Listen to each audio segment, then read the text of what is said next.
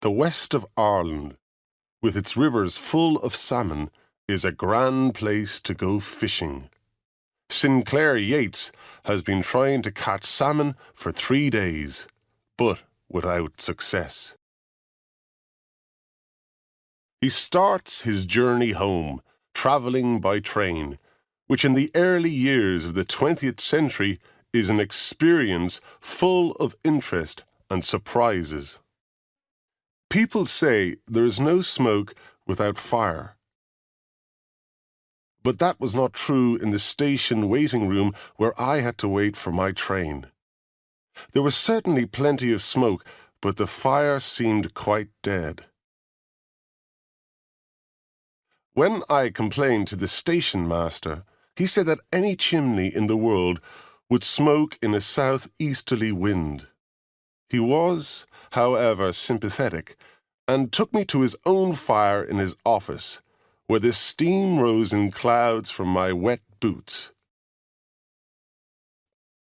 We talked of politics and salmon fishing, and I had to confess that on my 3-day trip I had not caught a single fish. Before the signal for my train was received, I realized for the 100th time the wonderful individuality of the Irish mind and the importance of the personal element in Ireland.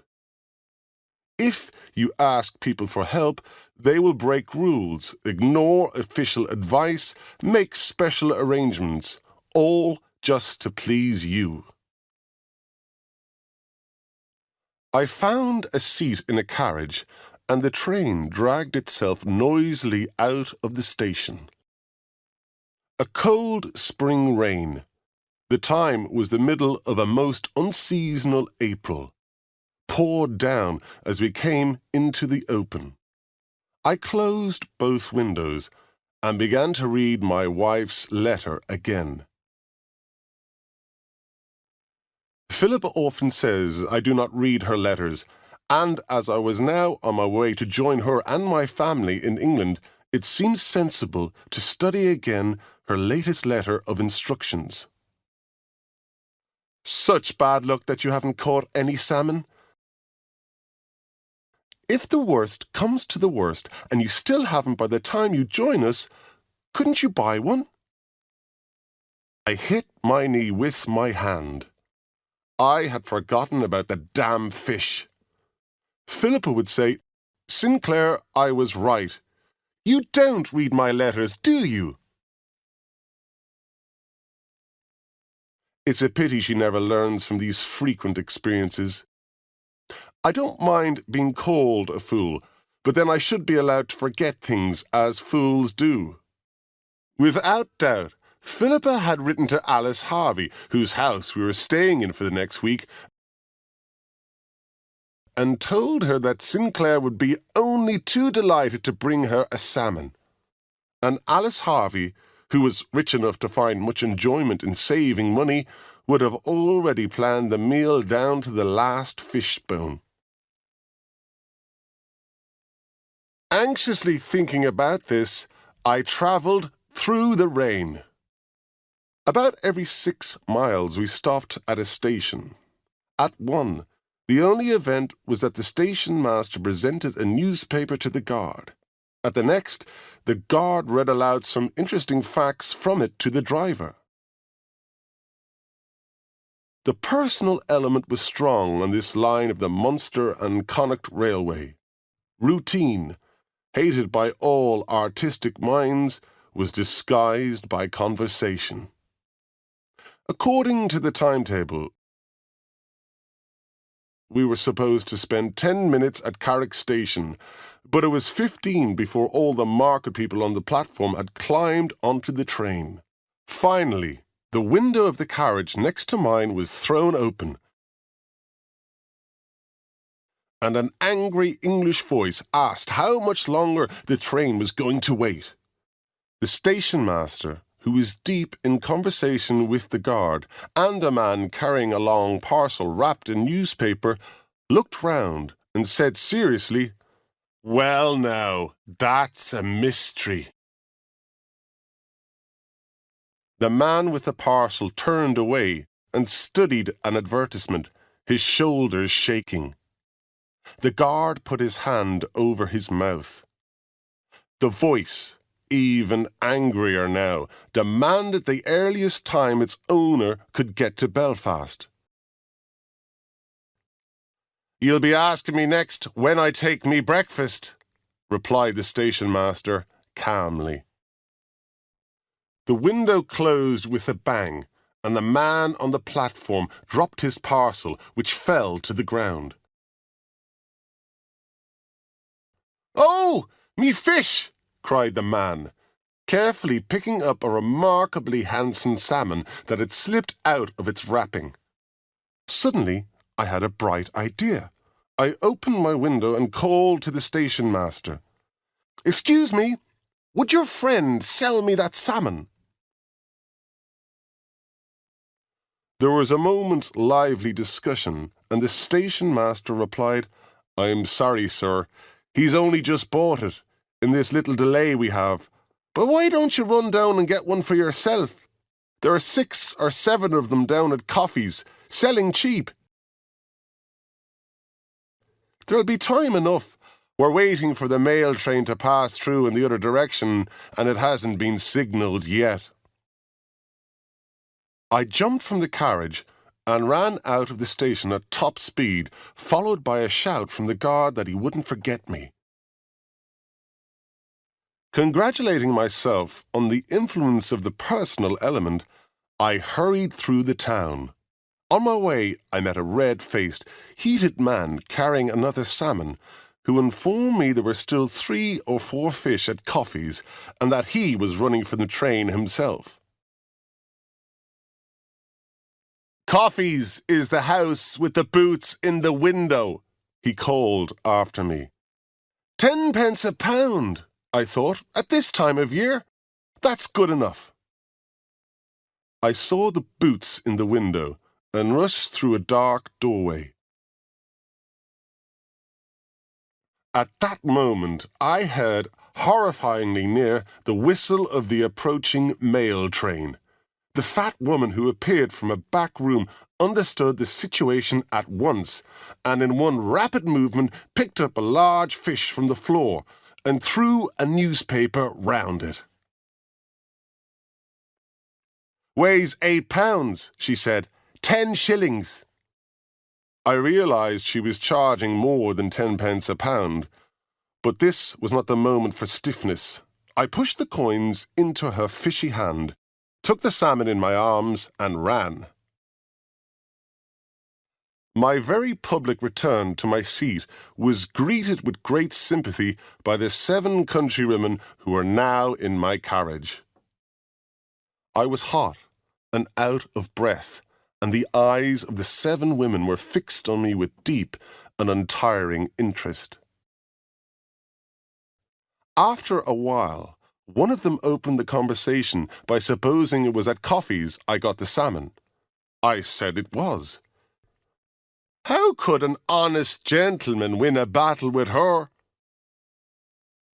At the next station, they climbed out. I helped them with their heavy baskets, and in return they told me I was a fine man, and they wished me well on my journey.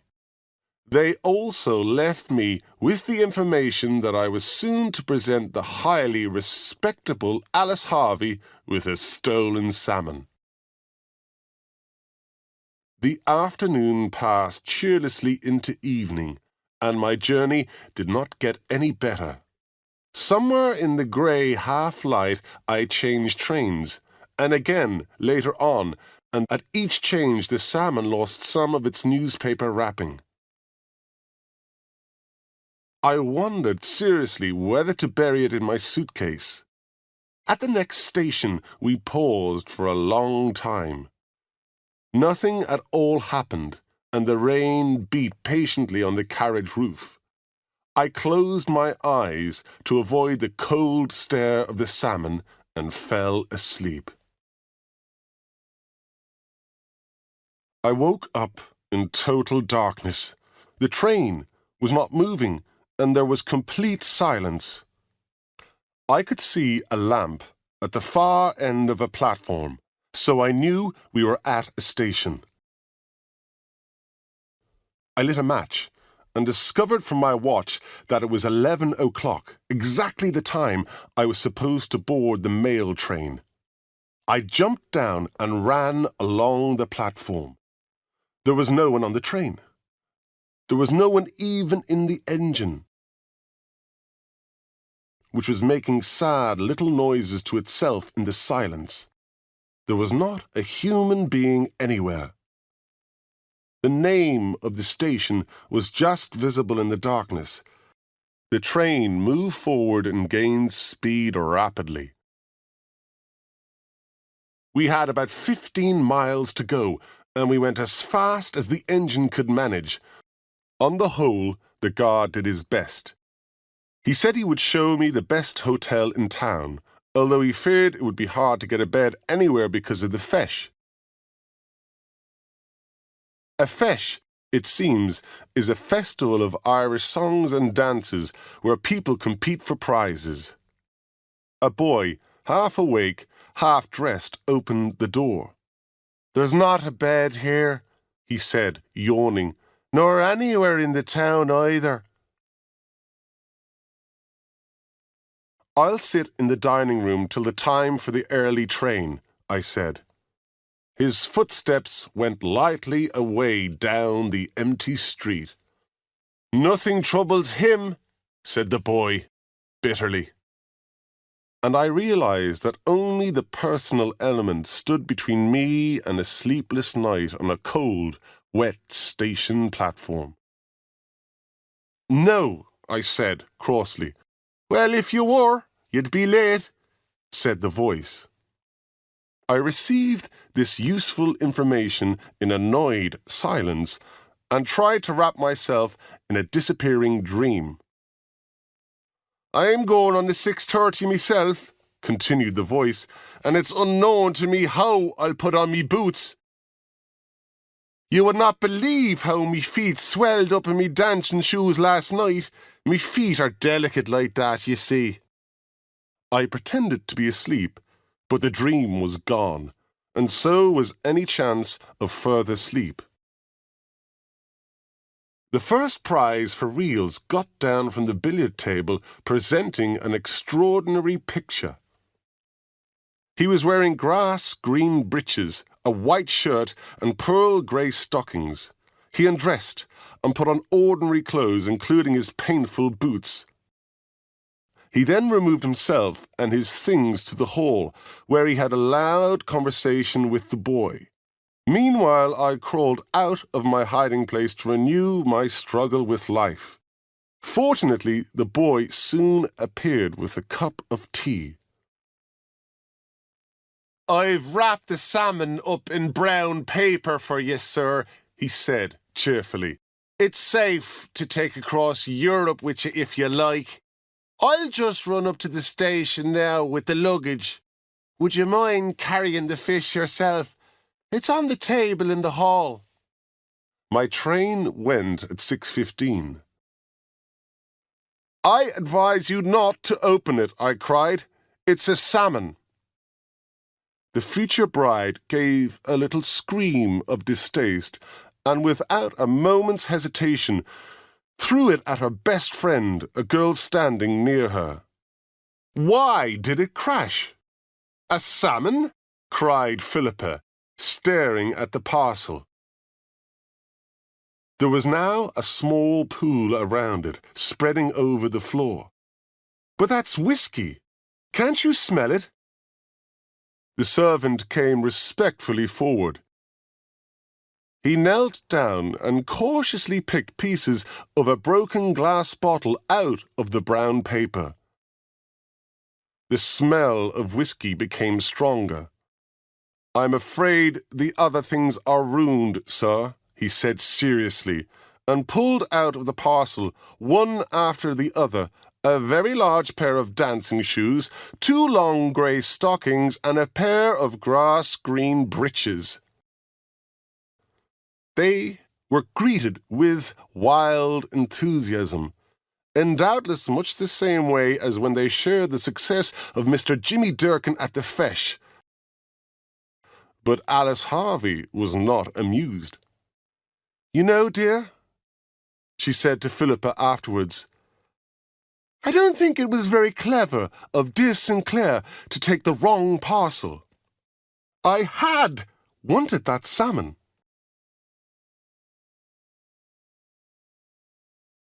Thank you for watching this video. Please like, share and subscribe to the channel to see the latest videos. Thank you.